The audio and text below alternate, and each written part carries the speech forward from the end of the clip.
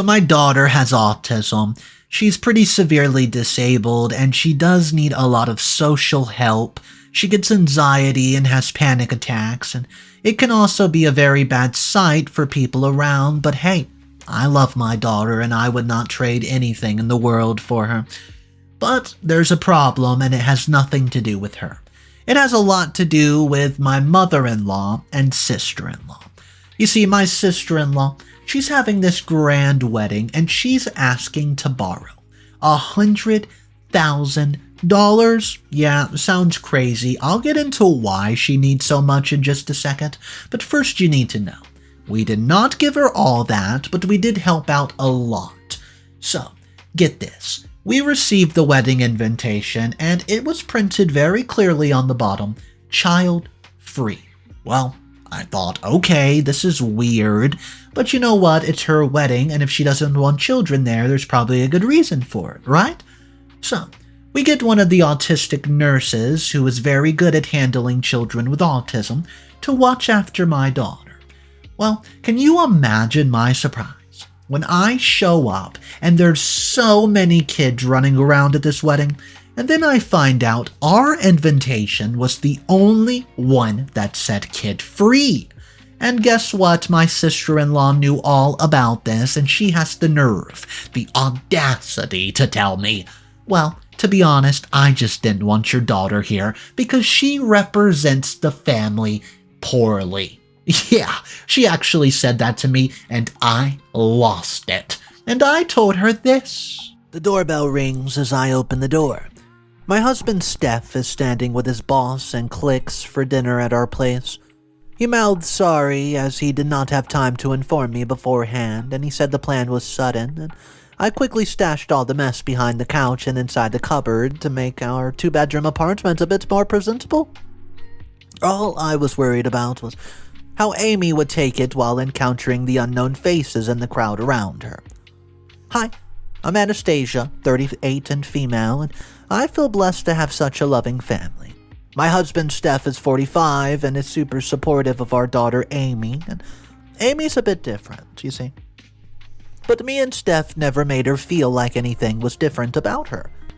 Steph showers his love to her, and so do I, and sometimes I'm insecure about whether she'll be mistreated by strangers or outsiders, because she is too innocent for this world.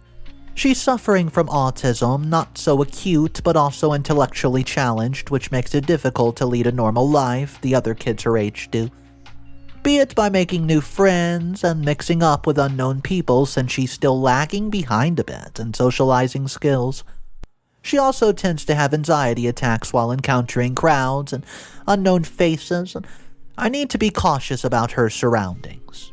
And while doing that, it also affects the social lives of me and my husband, and we don't call many people at home since she's still learning social skills. And owning a two-bedroom apartment makes it very difficult for us because it is a little smaller to provide Amy with her own space and comfort, since she doesn't like many people around her. And Steph's crew might not understand that, so I hoped and prayed that she might not end up getting clumsy or hysterical, because people lack awareness of disabled children and might not be able to deal with them and just get judgmental. This is why me and Steph could not host the guest, as it would affect her mental health and make it difficult to introduce her to them. Somehow the day passed peacefully when Amy broke nothing by getting clumsy, though she did not get an anxiety attack or hysteria, but was a little bit startled. So I went ahead and made her stay in her bedroom, and I got her a coloring book to keep her calm and occupied. The next day, I was talking on the phone about canceling another planned outing with friends who are my crew from the office. I'm working from home to take care of Amy and make her attend her daily appointments at the hospital and homeschool her. It makes me exhausted to worry tirelessly every single day. Steph was busy cooking dinner when he came from behind and handed me a coffee, and told me to get some time for myself and go on a vacation. Then I suddenly saw Amy stumble down to her shoelaces being untied because she doesn't know how to tie them yet. I went over to get her up and denied Steph by saying that I'm saving money from our home, which will be near her hospital since it's 3 hours away from the place where we reside currently. Steph offered to drive both of us to the hospital, but I told him that he just came back. Besides, he's a good cook, and I'll be back soon, and we both left. At the hospital, her therapist said that Amy has improved a lot since she visited last.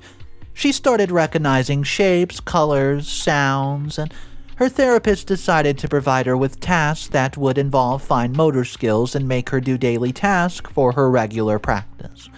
And I was recommended to do the same, which would involve more of an index finger and her thumb. Back at home, I saw that Steph had prepared for a wholesome 5-course meal, along with a special dessert. I asked him what was so special about today, and he broke the good news that now we have successfully saved up our goal of $200,000 for a new house. He had promised me, and he got promoted to his job. So we finally managed to get a budget to afford a big house for all of us, and all we needed to do was find the property and finalize it with the dealer. Overjoyed by this news, I finally thought that Amy would get her treatment easily, and everyone would have their own space to simply satisfy their needs. What's up, everybody? Mr. Reddito here. I hope you guys are having a great day. So we do have quite a few updates to hop into today. And if you guys are new to the channel, go ahead, click that subscribe button. It really supports the channel out, and I deeply appreciate each and every subscriber. Let's go ahead now and jump into update number 1 and see what's going on with OP and the new home. It took me and Steph a few days to visit the property, have a survey, and finalize it, and one day, we finally found our ideal home, which was located in New Orleans, which was half an hour drive to Amy's hospital. The house was a single story, which would provide Amy with her own separate room and also make arrangements for all things that would help Amy with her disability. Also, it would simply cut some ties and noises from the outside, giving her peace without affecting our social life as well. It had a balcony for an outside view, and the house was perfect for all of us, and the day was long, yet me and Steph were full of energy due to our excitement, and though we have not had a chance to meet the dealer in person to proceed with our paperwork, we've talked to him and he was glad that the deal was finalized. While we were on our way back home, Steph got a call. He picked it up, and it was his parents who had invited him for the dinner next week, and they told us that Stella, my sister-in-law, 32 years of age, would also be there. She's recently moved in from North Carolina, and it's been so long since Steph had been able to meet Stella. He was overjoyed, looking forward to having a get-together next week, and I was happy for Steph, though I was not really fond of her because I had some reservations about her. But I had never bothered to contradict her opinion because it was fine with me as long as things remained peaceful as they were. I'd like to avoid confrontation and making things bitter unnecessarily. Next week, I tried to convince Amy to wear green, but she insisted on wearing white, and witnessing this, Steph assured me that he would not let Amy spill anything on her dress. Steph always sides with her and spoils her, as he and his parents did with Stella. I helped Amy dress on her own, as she recently learned many things, and she's working on both gross and fine motor skills. I provide her with such tasks on a daily basis, like buttoning up her jacket or combing her hair, and as soon as we reached, we witnessed the air filled with the appetizing, smoky aroma of a grilled barbecue. It was a summer evening, and the gathering was on the house lawn. Everyone was having a great time, and even Amy was occupied with her grandpa on his stories. Usually, she is shy when interacting with new people, but she is always happy and excited when it comes to meeting people who are known to her.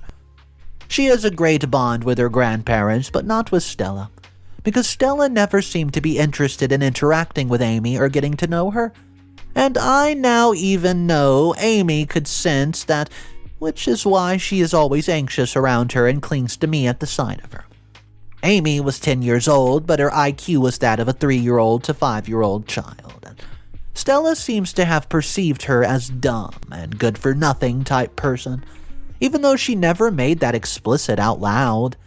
So I stayed quiet and focused on Amy not getting hysterical at her present, so I sent her inside her grandparents' home.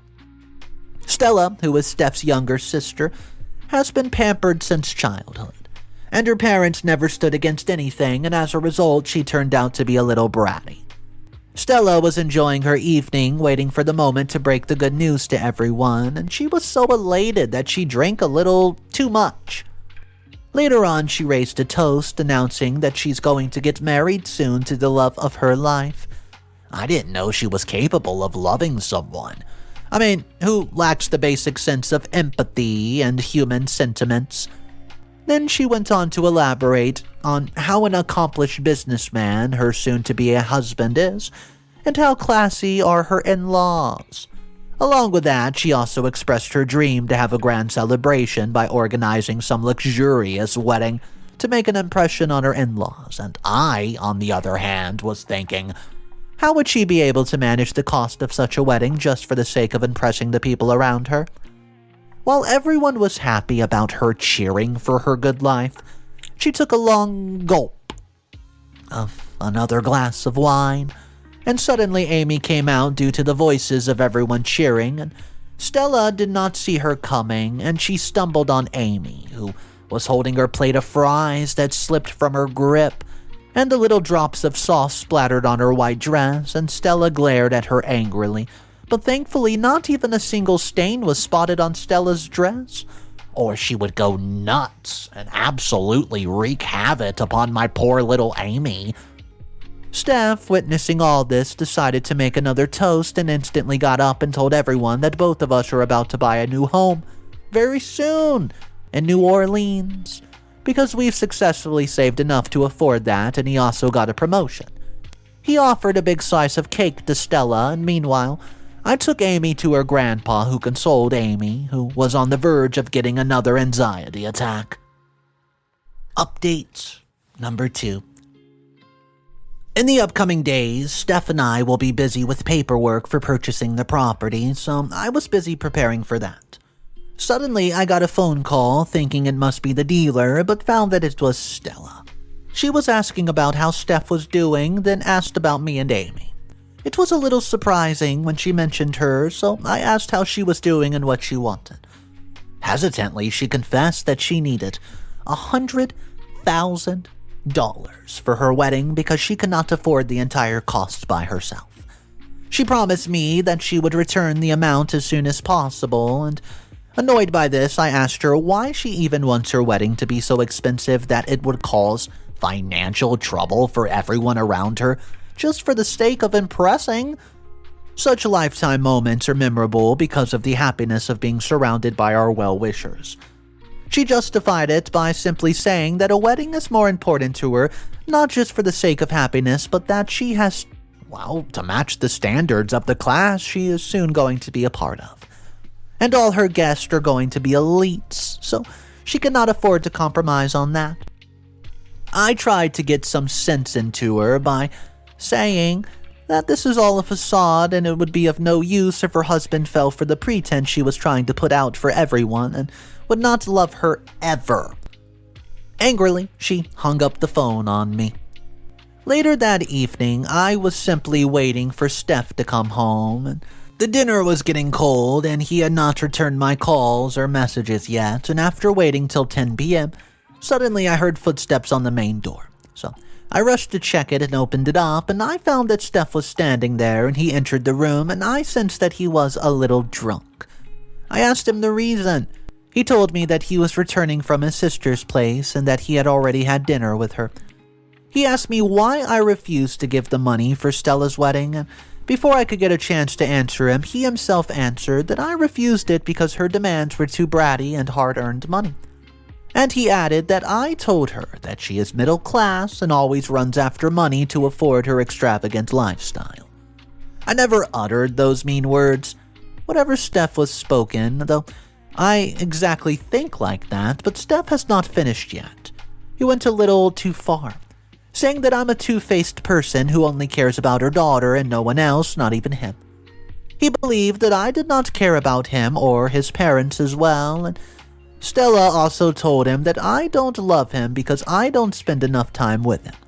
Because my entire time is dedicated to taking care of Amy or working from home. Though Steph was drunk and not thinking straight, he was not wrong either. Because of my time is dedicated to either working from home or taking care of Amy, since I refused to hire a nanny to care for her behind my back. I felt bad that I was not spending enough time with him, which led him to get misled by the third person, unfortunately his own sister in this case. Stella was playing mind games with Steph to drift us apart and make our marriage difficult to make her dream wedding come true, but I refused to give in and let any conflict arise between Steph and me. So I waited until the next morning. Well, Steph did not speak to me, so I initiated the conversation with him. He instantly apologized and said he got carried away last night and did not think that it might hurt me. I knew Steph would never think of me like that, and I promised him that I would never let him feel unloved, even if I could not spend enough time with him, because he was the most important person in my life, just like Amy. Along with that, I tried to justify why I denied borrowing money from Stella. She's an ambitious person who aspires to get this life of extravagance, and she's a little reckless with her finances. And I remembered that several years ago, when Stella was 23, she borrowed some thousands of dollars to get luxury cars for herself, saying she would also return the amount by doing a part-time job. But she only managed to return half the amount and never bothered to clear her remaining debt. And this time, I highly doubt that she stands a chance of returning the hefty amount she's borrowing from us. Steph went silent, and he did not even discuss Stella's wedding with me the entire day, but the next day I tried to discuss it, and he was overjoyed by the fact that I merely gave it thought. And he pledged that she would return the entire amount this time and would not let history repeat itself. And I agreed to the condition that I would not pay the amount in advance. He agreed and went to inform his parents and Stella about it, and they all agreed with my condition. Update number 3. Hello everyone. All your comments are really helpful for me, as the past few weeks were very busy and hectic for my entire life. Stella was extremely picky with everything, from her earrings to the venue and the decor. She's kept the entire staff on their toes the entire time, nitpicking every little detail, from the crockery to flowers to arranging and deciding on what not the menu. Poor Steph was so occupied with everything that he even postponed his meetings with his dealer twice for 2 weeks. I was furious at Stella, who is such a brat, because I don't like her for her ungratefulness towards her family members, let alone the staff members and the servants that she hired, but they were so blinded by their daughter's love and Steph's love for his sister that they put everything aside just to make sure her dream wedding met her expectations. The entire time was hectic for me, driving Stella to her regular appointments with a doctor, beauty salon, shopping, etc. It was such a hodgepodge. I could not even pick up and drop off Amy from her hospital, and she missed her therapy for the 3rd time in a week because of Stella. Finally, though, the day came, when all the arrangements were made and the invitation cards were sent, and I could have a rest for now, as I took a 3-day leave from work and sent Amy to the hospital for the extra session, just to compensate for the remaining sessions that were missed. So, in my regular morning routines, I checked my mailbox as I usually do and found an invitation letter for Stella's wedding. I hardly cared to open it, expecting the obvious, and Steph was excited when he saw the card, set his coffee aside, and took it from me to read it. He stared at it and kept staring until wrinkles formed on his face. Doubting, I took the card and found it was written, "Child-free." I was taken aback, wondering what kind of theme Stella must have selected that it's only meant for adults. Steph was as confused as I was, and I thought of leaving the wedding, and let alone letting Steph just attend it. And I'll stay with Amy and take care of her. But he reminded me of my promise that I would spend time with him, and he assured me that I don't need to be worried about Amy any longer, since he will make the best arrangements for her. He declared that this wedding would let us have our time together, with the family, and on the wedding day, I found that Steph had hired a nanny for Amy, who was none other than the nurse at his hospital and would take care of her all the time. I was impressed that Steph did such a great job hiring such a suitable person to take care of Amy. I had no choice at that point but to agree. So, I dolled up to attend Stella's wedding and left with him after tucking Amy into bed. When I reached the venue, I was shocked to find that the kids were sitting and enjoying their ice cream at the wedding. And not only that, but an entire row of kids was lined up before a candy stall and dessert section. I was shocked, and Steph was confirming with me whether the invitation card had actually mentioned the wedding child free or the families were mistaken about it, who had brought their children. I went to talk to Stella inside the bride's room since Steph could not enter because only ladies were allowed. So I confronted Stella about why she lied to me and about the wedding as being child-free. Stella was not at all shocked when I questioned her because she had already predicted that I would ask. And well prepared with her explanation, she spoke out. She doesn't want Amy to be around representing herself as part of our family. It would affect her image in front of her in-laws, and she cannot risk it since she has poured such an entire fortune into making her wedding absolutely perfect, and she doesn't want it to be ruined. For a dumb, disabled kid who is good for nothing. Amy does not deserve to be with normal people. She belongs to a mental asylum only, and I'm so blinded by my daughter's love that I can't see that she's not meant to live with normal people. Or she would end up ruining and breaking things like she almost did at the family gathering. She's nothing but an embarrassment to us, and she doesn't have to create a scene at her wedding. According to Stella, I should be thankful that she saved me from such a humiliation that Amy brings to the public eye. Wow. After all that, Stella pushed me aside, saying I was blocking her way and telling me to keep Amy out of her life, and went outside to address her honored guest to play a flawless, ideal daughter-in-law. Bursting with anger due to the adrenaline rush, I was hustling out of the room when I bumped into Steph. I was so furious I could not hold back, and I simply told him everything about how she insulted my daughter, considering her an embarrassment to her picture-perfect ideal daughter-in-law. She humiliated Amy behind her back. Steph was stunned and angry by the revelation of his sister's true face, but he did not say anything. Considering the guests and people around him, he wanted to avoid creating a scene. But I don't care any longer. After all, she was never worth it. Steph tried to reassure me and said that we would deal with that later, but let the ceremony finish first. But I was impatient now with all this fortune we have contributed to her extravagant wedding, and I would end up getting such a favor in return. I was hell-bent on making Stella pay for her words that she uttered for my precious daughter, who was no fault just because she's not able to lead a normal life like the kids her age. She has already faced enough humiliation, which makes it difficult for her to get along with her peers due to the mentality of people like Stella. I made it clear to Steph that if he tried to stop me, he had to leave me forever because I could not compromise the self-esteem of my daughter. She has no right to think someone like that. I gave an ultimatum. Either he would leave me alone with Amy or he could stand by his sister. His shoulder dropped and he lowered his gaze as he gave in this time and nodded his head. I knew that he would not come my way, and he also loved Amy more than Stella. Steph's consolation would not change my mind, and I went to the reception area and talked to the manager, declaring to him about the cancellation of the payment that was pending under my name and was supposed to be done by me.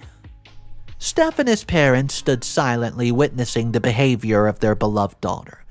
They were unable to justify her actions to stop me from making such a drastic decision. Amy's grandpa, feeling guilty for his daughter's actions, tried to convince me, but somewhere inside they knew that what Stella did with Amy was wrong. Because, she is a member of our family just like everyone else and is not supposed to be left out like Stella was.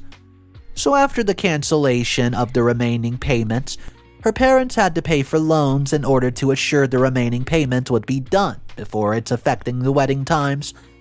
Stella was furious and hysterical that the guests were staring and talking to each other, gossiping because the scene had already been chaos.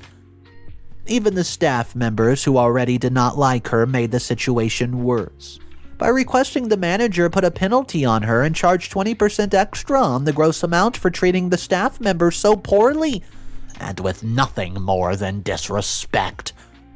The manager had no choice but to listen to his staff members and increase the penalty. This had Stella absolutely lost. She had no choice but to let go of her honeymoon plans, and whatever money she had saved for it had been diverted to the manager's account. Thankfully, Steph finally convinced the manager that 40% of the payments will be done 2 days after the wedding. Well, they were fortunate that he agreed so Stella could proceed with their wedding ceremony and get married that day. This humiliation was a severe blow to Stella's reputation, and after all this happened, I left the venue and went back home without waiting for Steph to come along with me. But both Steph and her parents were disappointed with Stella's behavior and realized how ungrateful and mannerless she was when they had to pay the penalty and even took a loan, especially for her behavior. Even though Amy is intellectually challenged and is learning her social skills, she is still a far better human than Stella. Well, I can never excuse the sister-in-law's behavior because what she did was so vile, toxic, you name it, any vile word to describe her probably fits her characteristic pretty well. But the comment section on this one was, besides ripping her to pieces, pretty mad at OP's husband, which was her brother. I mean, the reason they were so mad, yeah, in the end of the day, he chose his daughter and OP, but it seemed like he wanted to not be a part of the problem, and he just kind of stalled at first and didn't want to blame his sister. Well, finally, OP decides, you know what? There's going to be an ultimatum, so you're going to have to choose either us or your sister. And yeah, he did choose OP. However, there was a slight moment where I believed that he was not going to choose them. Luckily, once the family finds out and OP's in-laws find out about the sister-in-law and what she was saying about OP's daughter, they basically were shunning her and saying how terrible that is.